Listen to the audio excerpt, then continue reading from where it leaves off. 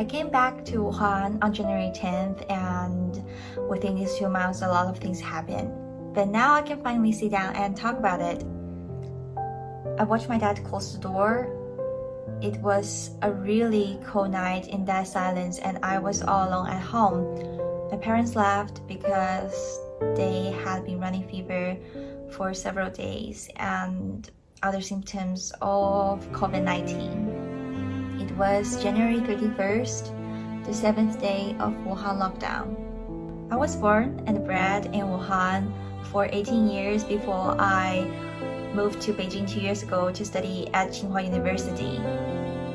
Wuhan is a lovely city where people lead a vibrant life. In Beijing, I would always crave for the hot dry noodles back home, 热干面, and really loud conversations in Wuhan dialects popping up on the street. But when I stood at home on the 31st of January, all that was gone. Before I arrived home for Spring Festival, my parents and I have talked about making sure that we took really good family photos during the Spring Festival holiday. The virus we now know as COVID-19 is somehow fearsome, partly because it does not discriminate in who it infects.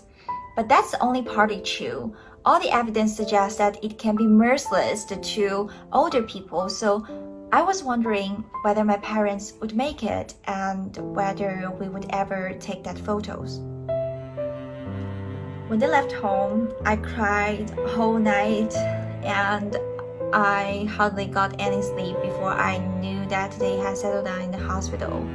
This was the first time in my life that I was all alone. But don't get me wrong, I can be really independent. I can cook, I can do the laundry, and of course, like any young Chinese people, I can buy things online. But I had no idea how to live without my parents. On their second day away, my parents called and asked me how I was. We talked using FaceTime, and the moment I saw my mom lying there with an oxygen mask and my dad could not talk without breathing heavily, I realized that I had to leave on my own. The responsibility for our family that lay on my parents' shoulders for years had now passed on to mine. The only thing I could do is to take care of myself and make sure that they wouldn't worry about me when they were having treatment. And this is also the first time that I realized how much I loved them. Over days and weeks, I discovered there are many others who had experiences similar to mine. About 2 weeks after my parents went into hospital, I came across fever and I had to go into quarantine and be put under medical observations for 14 days. Fortunately, my illness turned out due to bacterial infections, but not COVID-19. Not surprisingly, those under quarantine were extremely anxious. On the day I and some other patients arrived, some of us feel extremely uneasy about being totally isolated and began to wonder whether this is where we would die.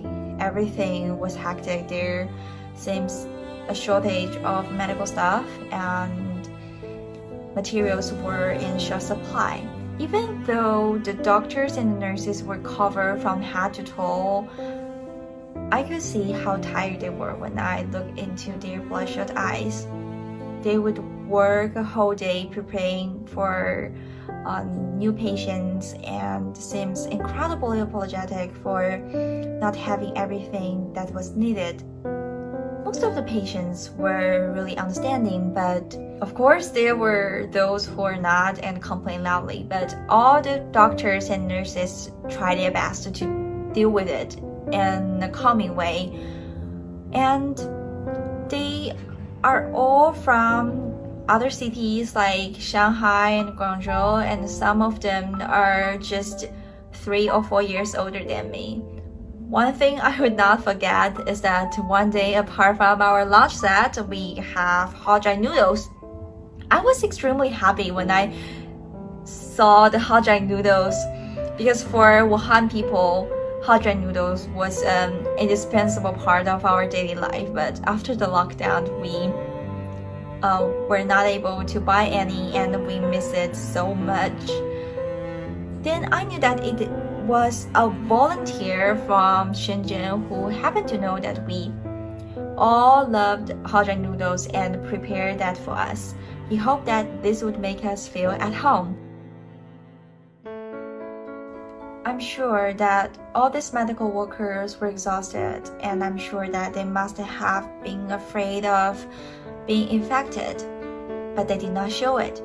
When the quarantine was over, every patient effusively thanked all the workers for what they have done, but the answer we received was exactly the same. That's what we are here for. Chinese people have always demonstrated a strong sense of unity in the face of challenges.